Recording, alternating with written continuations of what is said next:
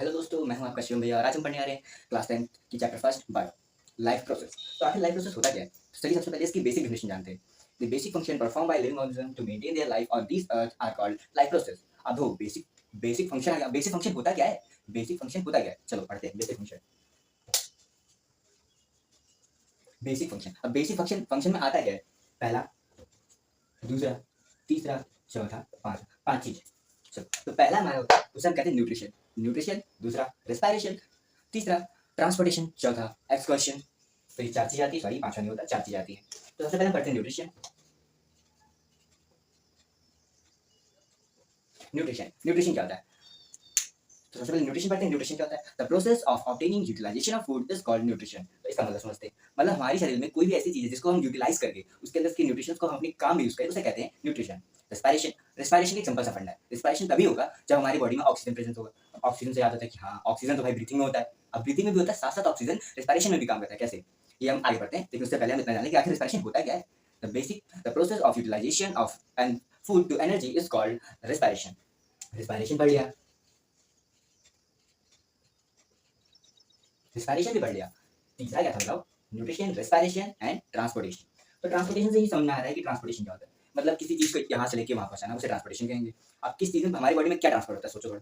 हाँ हाँ, हमारी बॉडी में ब्लड ट्रांसपोर्ट होता है, ग्लूकोज ट्रांसपोर्ट होता है। इस सब चीजों के ट्रांसपोर्टेशन के बारे में जो कहते हैं उसे कहते हैं ट्रांसपोर्टेशन। अब चलो इसकी डेफिनेशन करते हैं। The process of transfer any substance from one part two other part of your body organs is called transportation. Transportation पढ़ लिया, न्यूट्रिशन, रेस्पिरेशन, ट्रांसपोर्टेशन, पहला, दूसरा, तीसरा, चौथा and last very important, excursion. Excursion मतलब क्या होता है? देखो, एक्सकर्शन, ECRECTION, एक्सकर्शन, ये सिंपल सा फंडा है। ये सब थोड़ा बहुत कभी भी गलत समझ लेते हैं, लेकिन वो है नहीं। एक्सकर्शन का मतलब होता है कि मतलब ऐसा कोई चीज जो हमारी बॉडी से वेस्ट निकल रहा हो, लेकिन वो कई तरीके से निकल सकता है। जैसे एक्सकर्शन, रिमूवल ऑफ स्वेट, हमारी बॉडी में स्वेट होता है, पसीना, वो जो निकलता है वो भी एक्सकर्शन है। हमारी बॉडी में जो यूरिन निकलता है वो भी एक्सकर्शन का पार्ट है। तो क्या हुआ? Nutrition, respiration, transportation, excursion. Nutrition, the process of utilization of the process of utilization of food is called nutrition. The process of transportation to one part to other part of our organs is called transportation. Respiration, in the presence of oxygen, the utilization of food to transfer into energy is called respiration. Excursion, the removal of metabolic waste in our body is called excursion. तो चलिए हम पढ़ते हैं nutrition, पहला topic, इसे rest करते हैं। Nutrition,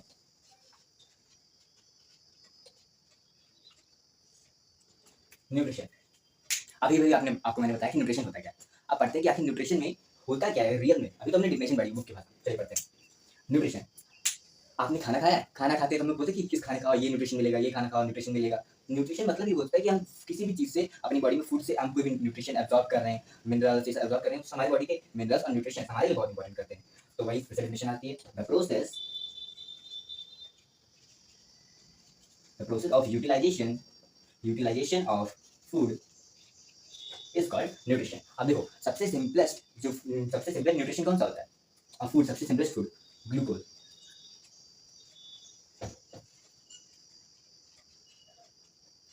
glucose sugar ही होता है। ग्लूकोज जो कि शुगर होता है, वो सबसे सिंपलेस्ट फूड होता है। तो हमारा जो एक्सकर्शन होता है, एक्सकर्शन वाला ये होता है, जो बॉडी से जो वेस्ट बाहर निकलता है वो एक्सकर्शन होता है। इसकी डेफिनेशन जानते हैं। The process of removal metabolic waste from our body is called excretion. तो चलिए सबसे पहले पढ़ते हैं न्यूट्रिशन के बारे में। तो मेरा न्यूट्रिशन, आखिर न्यूट्रिशन होता क्या है इसके बारे में पढ़ते चलो। Nutrition, the process of utilization of food is called nutrition. अच्छा, utilization of food is called nutrition. और ग्लूकोज ग्लूकोज ग्लूकोज ग्लूकोज याद आ रहा होगा। ग्लूकोज क्या है? चलो ग्लूकोज के बारे में पढ़ते हैं। ग्लूकोज, द सिंपलेस्ट फूड, जिसे हम सिंपलेस्ट फूड कहते हैं, वो क्या होता है हमारा? Glucose, the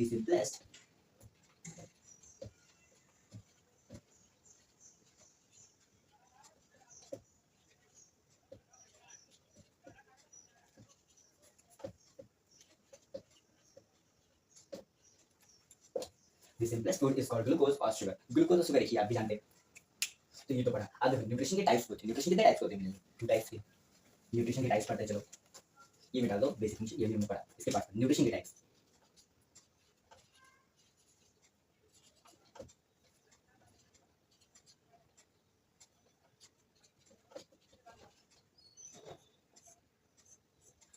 types of nutrition, आखिर न्यूट्रिशन कितने टाइप्स होते हैं ये पढ़ते चलो।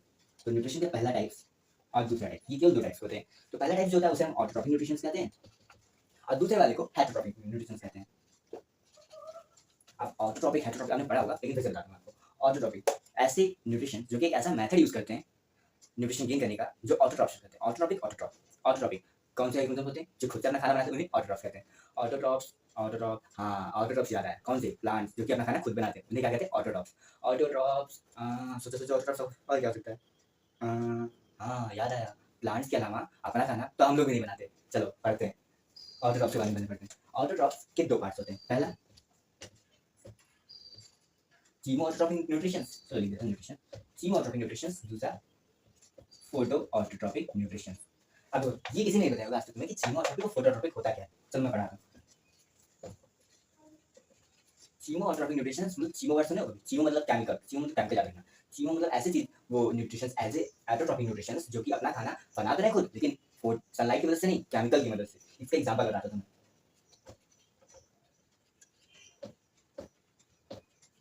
नाइट्रोसोमस और नाइट्रोबैक्टर, नाइट्रोसोमस और नाइट्रोबैक्टर ये एग्जांपल होते हैं हमारे चीमोट्रॉपिक न्यूट्रिशन के। और फोटोट्रॉपिक न्यूट्रिशन नाम से जान लो, फोटो फोटो मतलब फोटोसिंथेसिस, हाँ याद आया फोटोसिंथेसिस।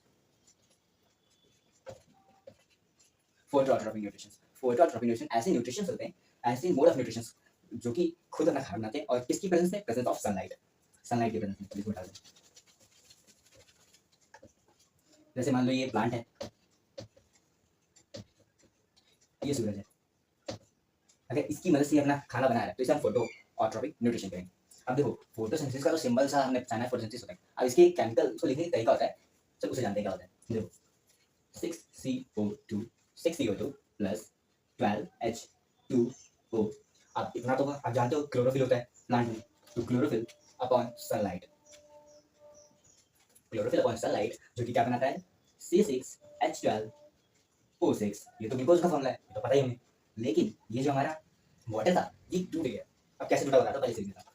6H2O प्लस 6O2, अब ये जो O2 है ये बाहर निकलना है, H2O भी बाहर निकलना है।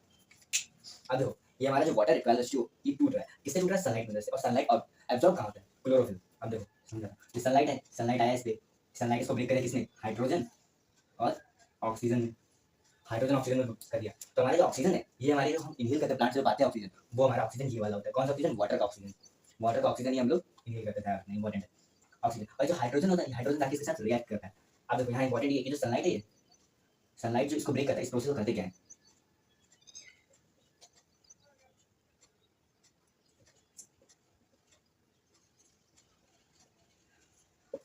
अच्छा लिसिस मतलब सुनो, लिसिस मतलब किसी चीज का टूटना। बायो में लिसिस वो चीज होती है जो कभी भी टूटते जाने लगे, वहाँ लिसिस हो जाता है। तो यहाँ पे फोटो यानी कि सन की वजह से टूट रहा है, फोटो हो गया। अब आगे लिसिस यानी कि सन की किरणों की वजह से, सनलाइट की वजह से टूटना, और किसका, वाटर का। वो क्या कहता है, फोटोलिसिस ऑफ वाटर। यानी कि जो हमारा H2O है इसके ब्रेकडाउन को क्या कहते हैं हम लोग, photolysis of water.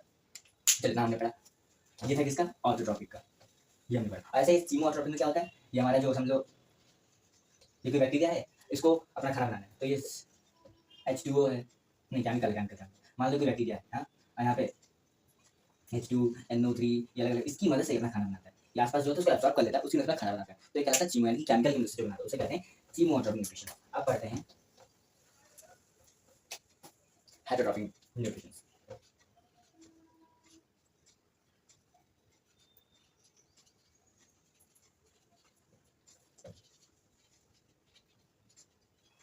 Heterotrophic nutrition, आखिर हेटरोट्रॉपिक न्यूट्रिशन होते क्या है, ये भी सोचा तुमने। हेटरोट्रॉपिक न्यूट्रिशन यानी कि वो ऐसे न्यूट्रिशन जो हेटरोट्रॉपिक जो ऑर्गेनिजम्स होते हैं उन पे लागू होता हो। The mode of nutrition this is followed by heterotrophs is called heterotropic mode of nutrition। अब हेटरोट्रॉपिक, हाँ याद आया, चमका। हेटरोट्रॉपिक तो वो होते हैं जो अपना खाना खुद से नहीं बनाते, हाँ वही वही वही वही, चमका चमका। हेटरोट्रॉपिक न्यूट्रिशन, तो हेटरोट्रॉपिक न्यूट्रिशन तीन टाइप्स के होते हैं। पहला होलोजेनिक न्यूट्रिशन, दूसरा पैरासिटिक न्यूट्रिशन, तीसरा सेप्रोट्रॉपिक न्यूट्रिशन। फिर से पढ़ते हैं, holozoic nutrition, parasitic nutrition, saprotrophic nutrition. चलो सबसे पहले पढ़ते हैं होलोजेनिक न्यूट्रिशन। आखिर होलोजेनिक न्यूट्रिशन होता क्या है।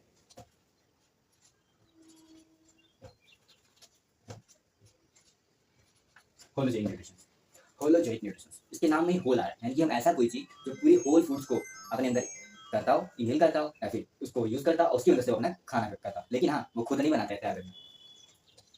हमारा होलोजेनिक होलोजेनिक न्यूट्रिशन, इसमें कैसे एग्जांपल क्या क्या हो सकते हैं, ह्यूमन, काऊ, काऊ, अमीबा, पैरामीशियम, अमीबा, पैरामीशियम सब क्या होते हैं? होलोजिन न्यूट्रिशन। अब इसके को जानता है कि होलोजिन न्यूट्रिशन करते क्या है? होलोजिन न्यूट्रिशंस वो न्यूट्रिशंस होते हैं जो अपना खाना खुद बनाते हैं और वो पूरा होल मटेरियल अपना अंदर अपनी बॉडी के अंदर उनका डाइजेशन होता हो, वो होलोजिक होते हैं। जिनका पूरा डाइजेशन बॉडी के अंदर होता हो और वो क्या करते हैं? अपना खाना पूरा अपने मुंह में लेते हैं, तब वो कर पाते हैं, वो होते हैं होलोजिक न्यूट्रिशंस। अब पढ़ते हैं सेकंड, सेप्रोट्रॉपिक न्यूट्रिशन। सेप्रोट्रॉपिक है न्यूट्रिशन। आखिर सेप्रोट्रॉपिक न्यूट्रिशन क्या होते हैं? ये तो नहीं पता। हाँ, चलो मैं बताता हूँ। सेप्रोट्रॉपिक न्यूट्रिशंस वो न्यूट्रिशंस होते हैं जो अपना खाना बनाते तो नहीं है, लेकिन हाँ वो खुद का खाना उन लोगों से लेते हैं, उन लोगों से अपना खाना लेते हैं जो मर चुके हो या फिर सड़े हो गले हो जो भी होते हैं, उनके ऊपर वो जाते हैं, अपना खाना उनकी वजह से वो करते हैं और उनको गलाते हैं, और वो जो भी गलाते हैं उनका जो डाइजेशन होता है वो बॉडी के अंदर नहीं होता, फूड का बॉडी के बाहर होता है, वो होते हैं सेप्रोट्रॉपिक न्यूट्रिशंस। इसके एग्जांपल है तुम्हारे, तुमने देखा होगा कुछ ऐसे बैक्टीरिया होते हैं जो जब ब्रेड सड़ जाता है तो उसके ऊपर आके लगते हैं और वो ब्रेड को बाहर चूर के रख देते हैं, छोटे-छोटे पीस में कर देते हैं ब्रेड को। उसके बाद वो ब्रेड नाश्ता से गायब होने लगेगी। तो कहाँ गायब होता है? वो उनके पेट में पहले डाइजेस्ट हो जाता है, फिर वो पेट में जाता है। तो इसके एग्जांपल होते हैं ब्रेड मोल्ड, पहले ही आ गया ब्रेड मोल्ड। ब्रेड मोल्ड होता है एग्जांपल, और भी इसके अदर एग्जांपल होते हैं। अब आता है तीसरा last, parasitic nutrition. Parasitic nutrition बहुत इंटरेस्टिंग है पढ़ने में। चलो इसको पढ़ते हैं। Parasitic nutrition. पैरासिटिक न्यूट्रिशन ऐसे न्यूट्रिशन होते हैं जो कि ना ही वो खाना किसी के ऊपर जाकर खाना बनाते हैं, ना ही वो खुद खाते हैं खाना। वो खाना उन लोगों की मदद से खाते हैं, या तो किसी बॉडी के अंदर रहेंगे, किसी लिविंग ऑर्गेनिज्म के अंदर रहेंगे, या तो उसके ऊपर रहेंगे। अब तुमने देखा कुछ प्लांट्स होते हैं ऐसे जो जैसे, हाँ तुमने सुना होगा लसने वाले जो पेड़ होते हैं, इसी में चलते चलते चले जाते हैं, वो वाले जो प्लांट्स होते हैं वो पैरासिटिक न्यूट्रिशन करते हैं, पैरासिटिक मोड ऑफ न्यूट्रिशन करते हैं। तो इसके एग्जांपल्स में आते हैं हमारा लाइज, लीज, कस्कूटा, ईडन, इस एग्जांपल में आते हैं। जो हमारे सिर पे जो चूहे होते हैं वो भी इसी के एग्जांपल है पैरासिटिक, क्योंकि हमारे ऊपर रहते हैं और हमारे खून से वो क्या बोलते हैं, लेते हैं एनर्जी और उसी से खाना बना के अपने करते हैं, लेकिन खुद का खाना खुद नहीं बनाते, हमारी खाने को चुरा के खाते हैं, देते हैं।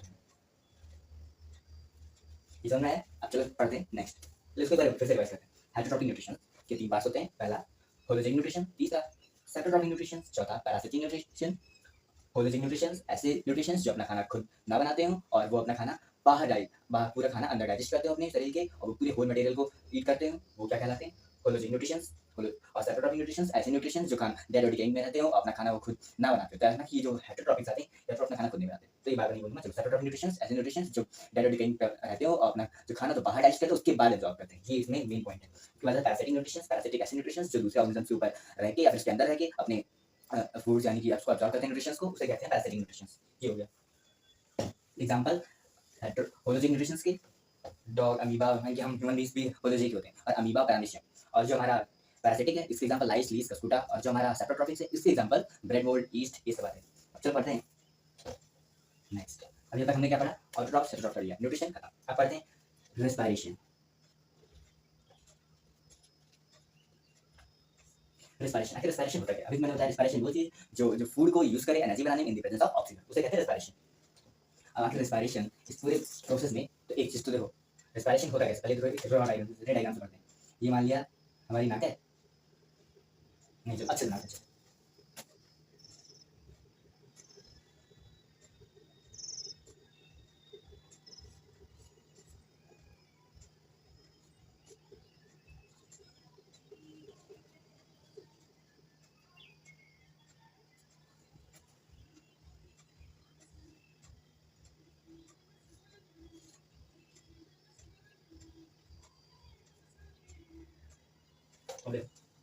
यहाँ ऑक्सीजन प्रेजेंट है, O2 present, PRESENT, O2 present. अब देखो इस रेस्पिरेशन प्रोसेस में होता है क्या? रेस्पिरेशन और ब्रीथिंग कनेक्टेड है आपस में।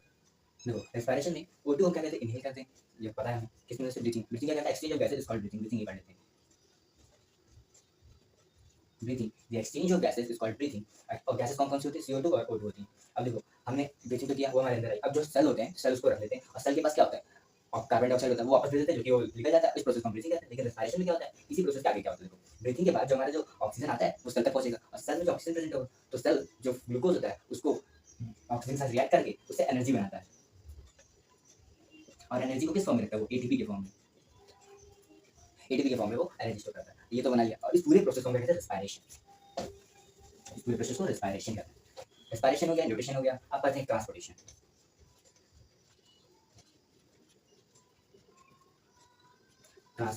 ट्रांसपोर्टेशन अभी मैंने बताया था, वो चीज़ जो हमारी बॉडी से किसी कोई भी अगर हमारी बॉडी से एक सब्सटेंस है जो इस पोजीशन से दूसरे पोजीशन पे जाना चाहे हमारे ऑर्गन्स में, तो उसे कहते हैं ट्रांसपोर्टेशन। ट्रांसपोर्टेशन में हमारे दो टाइप्स आते हैं। अभी ट्रांसपोर्टेशन इन प्लांट्स पढ़ेंगे, ट्रांसपोर्टेशन इन ह्यूमन में पढ़ेंगे। अभी सब ह्यूमन के बारे में पढ़ा है, इसलिए ट्रांसपोर्टेशन इन ह्यूमन, जिसमें क्या आता है? सर्कुलेटरी सिस्टम, सर्कुलेटरी सिस्टम आता है। सर्कुलेटरी सिस्टम में तीन चीज होती है मेरी। सर्कुलेटरी सिस्टम में ब्लड होता है, ब्लड वेसल्स और हमारा हार्ट। ब्लड, अब जैसे एग्जांपल से पढ़ते हैं। ब्लड ऐसी चीज है, ब्लड क्या हो गया मान लो तुम, ब्लड और ब्लड वेसल्स रास्ता, और हार्ट क्या हो गया स्कूल। अब चलो इसको पढ़ते हैं। ये हमारा हार्ट है,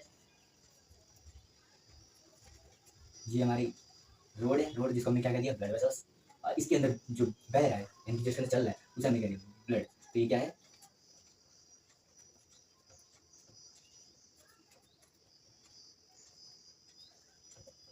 ये ब्लड वेसल्स है, ये हार्ट है, और ये हमारा इसके अंदर जो बह रहा है चलते चलते वो क्या है ब्लड। मान लो ब्लड क्या हो, तुम चलते चलते चलते जा रहे स्कूल, ये क्या है स्कूल है, और ये रास्ता है वे। तुम स्कूल जाते हो तो तुम्हारा प्रेशर क्या होता है, मतलब तुम चाहते हो कि स्कूल जाओ, लेकिन अगर स्कूल से छोड़ दे तुम तुरंत चले जाओ, ऐसा ऐसा तुम्हारा मूड होता है कि तुम स्कूल जाना नहीं चाहते, तो तुम गए, तुम्हारा प्रेशर उसमें क्या होगा लो। तो यहाँ जो हमारा ब्लड वेसल्स होता है, जब वो हमारे हार्ट तक कोई भी ब्लड जा रही होती है तो उसका प्रेशर लो होता है। अब स्कूल से तुम छुट्टी में छूटते हो तो तुम घर तुम आ जाते हो ना, ऐसा कि हम जितना जल्दी घर पहुंच पाए तो प्रेशर हाई होता है उस समय।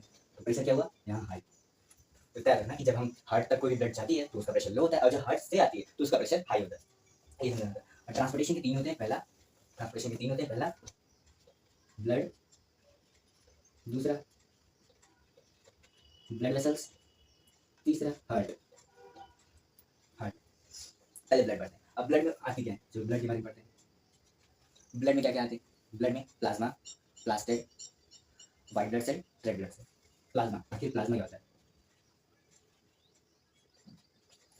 जो प्लाज्मा होता है वो हमारे ब्लड में डाइजेस्टिव फूड यानी कि जो हमारा फूड होता है, देखो डाइजेस्ट होता है तो ग्लूकोज फॉर्म में होता है, तो फ्लूइड फूड ग्लूकोज, और जो हमारे बॉडी में जो डाइजेस्टिव हमारे हार्मोन्स होते हैं कुछ, उनको भी कंटेन करता है प्लाज्मा, और हमारी बॉडी के कार्बन डाइऑक्साइड को भी कैरी करता है। तो क्या कैरी करता है, डाइजेस्टेड फूड, CO2, और क्या कैरी करता है हार्मोन्स, हार्मोन्स कैरी करता है। उसके बाद प्लाज्मा होता है इसमें, दूसरा white blood, red blood cell होता है, RBC। अच्छा आरबीसी में ये तो पढ़ा होगा कि आरबीसी क्या होता है, हीमोग्लोबिन। हीमोग्लोबिन क्या करता है, ऑक्सीजन कैरी करता है साफ बार। तो साफ जाहिर सी बात है कि जो हमारा जो आरबीसी करेगा क्या काम करेगा, हीमोग्लोबिन इसमें, हीमोग्लोबिन हीमोग्लोबिन क्या करेगा, ऑक्सीजनेटेड ब्लड को कैरी करेगा, O2 ब्लड। इसमें कैसा ब्लड रहेगा, O2 ब्लड को कैरी करेगा। अब हमारा प्लाज्मा हो गया, आरबीसी हो गया, white blood cells, WBC। White blood cells हमारी बॉडी में सबसे सिक्योरिटी गार्ड होता है, जैसे कोई भी बाहर से डिसीज आ रही है, बैक्टीरिया आ रहा है, उन्हें रोकता है हमारी बॉडी में आने से। तो ये क्या करता है, जो हमारी बॉडी में वायरसेस आते हैं उसको किल करने का काम करता है, किल करने का काम करता है। अच्छा एक एग्जांपल समझो कि तुम्हारे घर पे सिक्योरिटी गार्ड मांगा रहता है, स्कूल में तो रहता है ये, स्कूल में तुम अगर एक बार किसी के स्कूल में घुसना चाहो, तुम नहीं पढ़ रहे हो स्कूल में, तुम घुसना चाहो तो तुम्हें रोकेगा ना, और ज्यादा तुम करोगे तो तुम्हें पकड़ के भाई पुलिस के पास दे देगा, वो तो पता लगे। हाँ तो ये हमारा WBC क्या करता है, रोकता है, बैक्टीरिया को किल करने का काम करता है। उसके बाद हमारा आता है प्लास्टेड। प्लास्टेड तुम्हारे स्कूल के काम कर लेते हैं। प्लास्टेड स्कूल में भी चोट खाए हो तो चोट खाते तुम्हारे दोस्त आते हैं रोकने के लिए कि भाई रुक जा रुक जा रुक जा। तो ये हमारे दोस्त ही होता है, दोस्त टाइप का, कि हमें जब चोट लगती है तो क्या करता है, एक लेयर बनाता है और क्या करता है, ब्लड के फ्लो को रोकता है,